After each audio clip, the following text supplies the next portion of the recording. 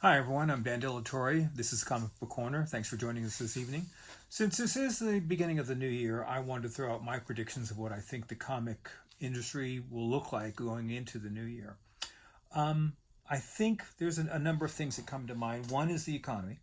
I noticed that comic prices have been dropping this past year substantially.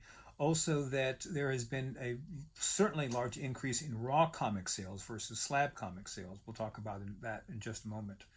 But the economy, now that the election year is over, uh, the the powers that be, let's just say, sort of monkey with the way things really are.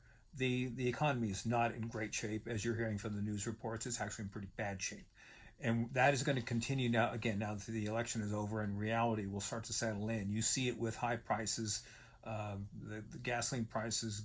We go to the grocery store. It's a joke, and it's no different in the comic market because people who are buying and selling comics want to sell those comics here, and they're having to reduce a lot of these prices to move them off the shelves. And that's just the way things are. I think this will continue with this new administration into the first 2 quarters, maybe 3 quarters before they turn things around. I think they will turn things around. But in the meantime, as we deal with 6 to 9 months of bad economic news, this is a good time to start buying comics. I mean, as the prices continue to go down, and they will, this is an opportunity to take advantage while you can. I've been buying. I bought actually more than I should have this past year, but I'm a comic guy. This is my love and passion. But I've always paced myself, at least since the last 11, 12 years since I restarted collecting.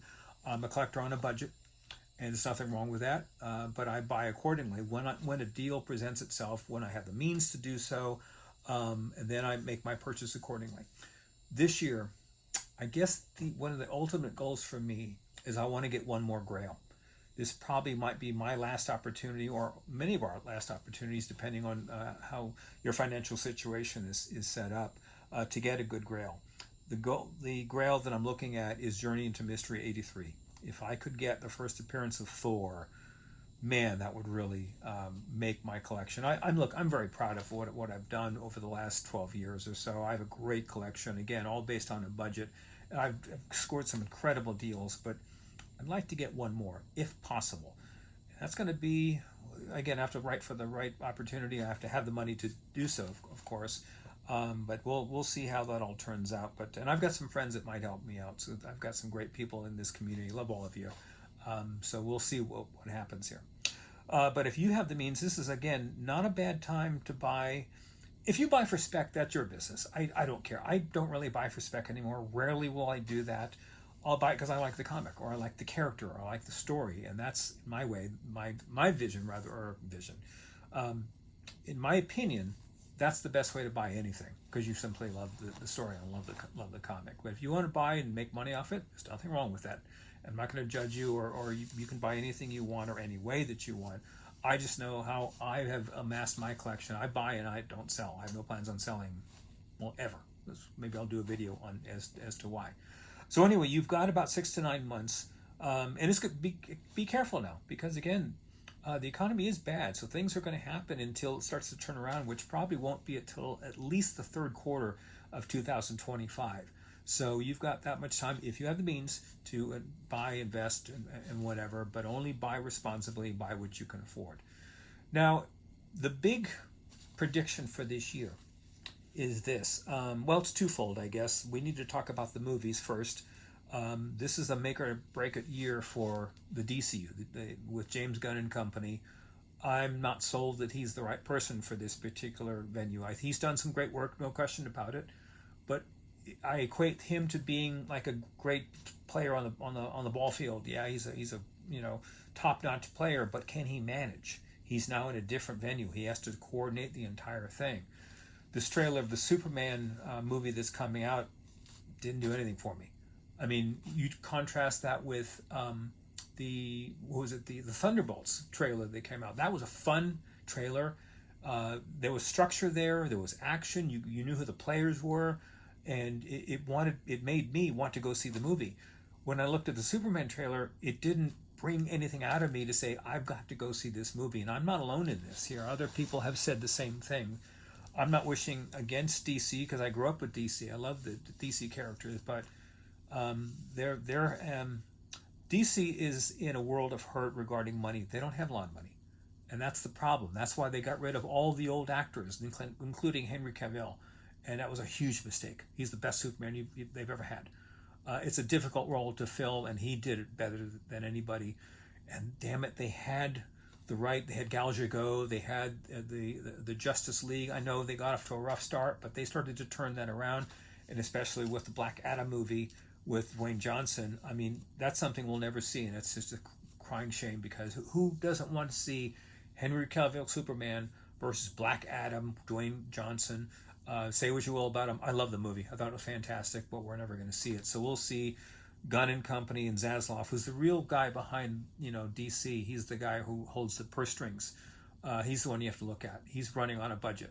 I don't hate these people. I think they're doing the best they can with what they have, but the reality is they don't have a lot. Now, to the MCU, this is also a break-it year for them because they have a lot of things that are on the books here. Fantastic Four is on its way.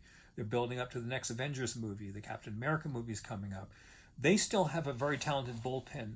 They remind me of Stan Lee's Marvel bullpen back in the day in the Silver Age. Marvel did something that back in those days that was thought impossible at the time. They beat out DC sales. And the reason why was the story, the artwork, everything they were doing was fantastic. But it took an extremely talented team to produce all that. We saw that, 40 years later with Kevin Feige and company, with his team, to put those sort of characters on the big screen. No one did it better than he did. And he has a lot of weapons on his, meaning a lot of talented people to work with. He's got the Russo brothers, to name just a few. But his best weapon is what's his name? He did the first Iron Man movie. Why do I keep forgetting his name? I don't know. Jon Favreau. I don't know why I keep forgetting his name. But Jon Favreau is an incredible talent. He's the one who put together the first Iron Man movie, and the second one wasn't so good, but the third one was horrid because Jon Favreau didn't produce it. It's a movie I'll never see again, by the way. They completely screwed up the Mandarin character, a main villain in Marvel. But they still have a lot of weapons and a lot of talent and a lot of direction that they're going to follow through on. And if the Deadpool and Wolverine movie is any indication, they're back on track.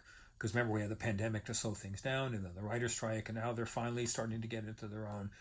But that will affect the comic market. Again, people are going to spec on this and that.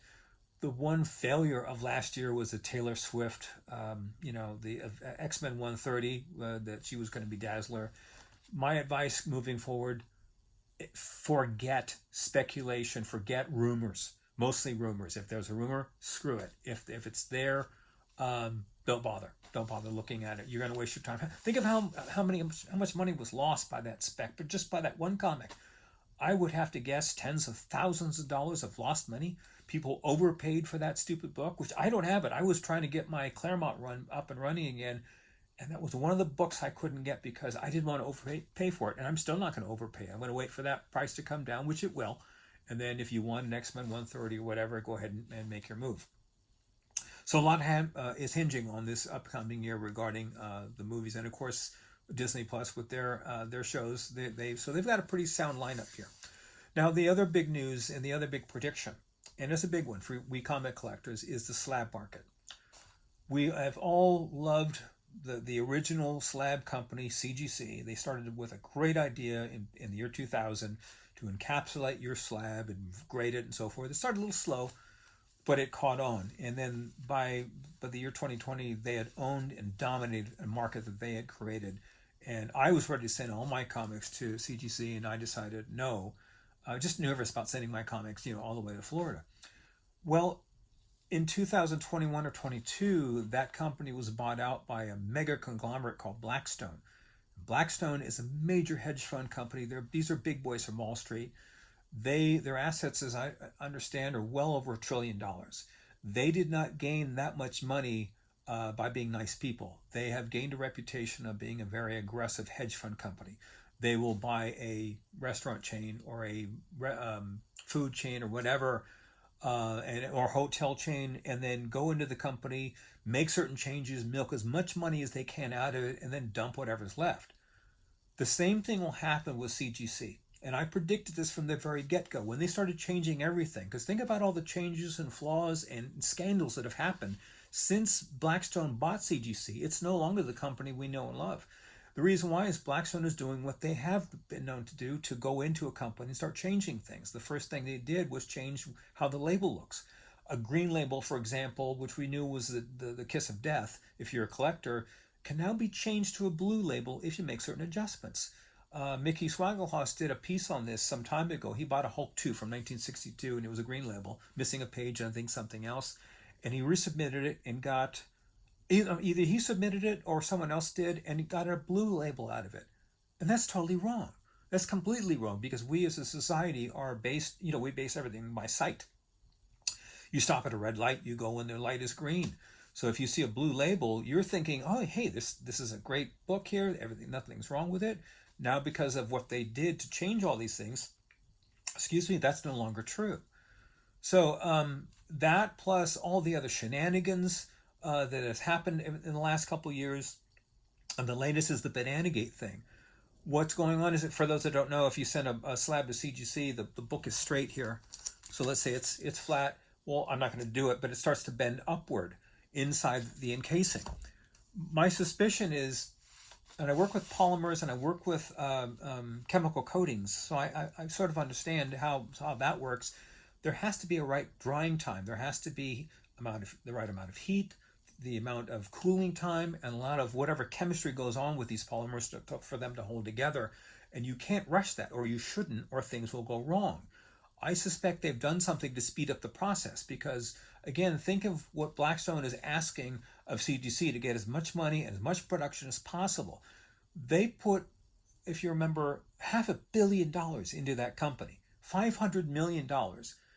And if they're going to put that much money into a company like CGC, they're going to want a return.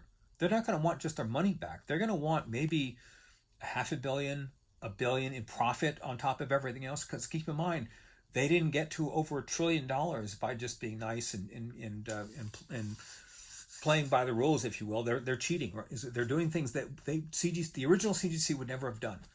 So again, this is what's happening moving forward. Now, here's where my prediction is going with this. Again, Blackstone has a reputation of getting rid of their company once the profitability goes away. This past year, as I said, the raw comic sales have really accelerated. That means people in large measure are not trusting the slabs anymore. I don't buy any slabs that were graded from 2022 on. Why? Because I don't trust what's on the label. And I don't think I'm alone in this. So if the profitability goes down, my prediction is Blackstone will dump CGC, or their parent company, I think it's CCG. And what will happen when that happens? Does CGC have the means and the resources to keep going? We don't know what contract was signed between Blackstone and CCG or CGC because we're not privy to that sort of thing. But there has to be some sort of contract that was signed. No one gives that kind of money without some agreement on paper.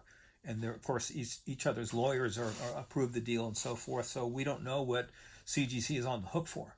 But Matt Nelson, who's been the arbiter and the spokesman for CGC, he's a different person, isn't he? He used to be very reliable, very trustworthy, but he seems like he's nervous. He's lying. He's lying openly about a number of things. He's trying to protect himself, but I think he's also scared. That's the element most people aren't seeing. This is the Matt Nelson that has made a deal with the devil, and can he pull himself out of it? I don't know. I don't know how long this contract that he signed, what the lifespan is, or what is being asked of him. But if he doesn't fulfill that, he's made a deal with an extremely powerful company, and a company that's totally ruthless. And again, you play with the big boys, and you could get burned. He may get burned. But what does that mean to you and I, the collector, the person that? The whole market is run with CGC. What happens if they collapse? What happens if they can't fulfill their responsibility? What happens if thousands or tens of thousands of customers send all their banana books back to get graded? It's like basically an auto dealer having a recall. Those are unbelievably expensive. The only time an auto dealership does a recall is when someone dies. Like I've got my truck right now, there's a flaw in it, but there's no recall because no one's died from this flaw. This flaw from CGC, no one's dying from it, but again, people are not happy with it. I wouldn't be. It's yet another reason why I don't want to send anything to CGC. So what happens moving forward? And now PSA, which is a large company, they're not stupid. They see what I see. They see an opportunity here because as CGC goes down or collapses altogether, they're going to be there to pick up the pieces. They've got the deep pockets to do this. They have the technology to do this. So they're on board. What they have to do is win market share. That's their main thing. If they start winning um, the average collector, they start switching from CGC to PSA, well, that's a whole new ballgame. That could happen within the next 2 or 3 years. CBCS, their market people, they should be fired. If they could make any traction after all these mistakes from CGC, they need to be, eliminated and started from scratch, get new people. That's not going to happen. I've told you my love and appreciation for one very small company, EGS Grading Company. I've taken a lot of ridicule, a lot of heat for supporting this company, but there's one thing I will say about that little company that I can't say about all the others, including PSA, because they're the new kid on the block. We don't know how good or bad they're going to be. I trust them. I trust what's on the label here. I've spent a whole variety of books, quite a bit of money so far, and I'm happy. I'm a happy customer. That's just my advertisement for EGS. Most of you won't go for it. That's fine. That's your business. But at least you have something to fall back on. That's why I mentioned that small company, because it's they remind me of what CGC was 20-something years ago, a small company, and they grew and they got better and better. But anyway, that's going to be the big thing moving forward this year. It won't happen till I don't know. It could happen anytime, because again, it's a bad economy. Who knows what Blackstone is? What's in their head? Are they satisfied? Are they still making money? Time will tell. But that's something that nobody's seeing. Nobody looks at CGC the way I do. I look at it from their parent company. Whoever bought them out is running this whole company. It's not CGC anymore. So again, with their history, they only care about profit. Blackstone doesn't care about you. They don't care about anything about you. They don't care about your comics. They don't care about your little collection. The only thing they care about is the money in your pocket. That's what they want. Again, they didn't gain over $1 trillion for no reason whatsoever. These are serious players. You want to give them money? That's your business. I'm not giving them a dime. Anyway, that's my predictions for the year. It's going to be a wonderful year. I think it's going to be a better year than last year. Last year wasn't such a bad year. It could have been worse, but we got through it. I think this year, especially 2025, the third, fourth quarter, and into 2026 will be really, really good for the economy and for you and I, the collector. So anyway, best of luck to you. If you have any questions, as you can tell, I still haven't figured out this. I'm not tech savvy. This is why I didn't start my own channel. I didn't want to start my own channel, rather. I can't even turn on the comment section. But you can reach me at Dan De La Torre at IG. If you have any questions, reach out to me. I'm happy to talk and have a correspondence. Everyone, thanks for joining. This is Comic Book Corner. I'm Dan De La Torre, and yes, I know what my name is. Thanks for joining. See you again soon.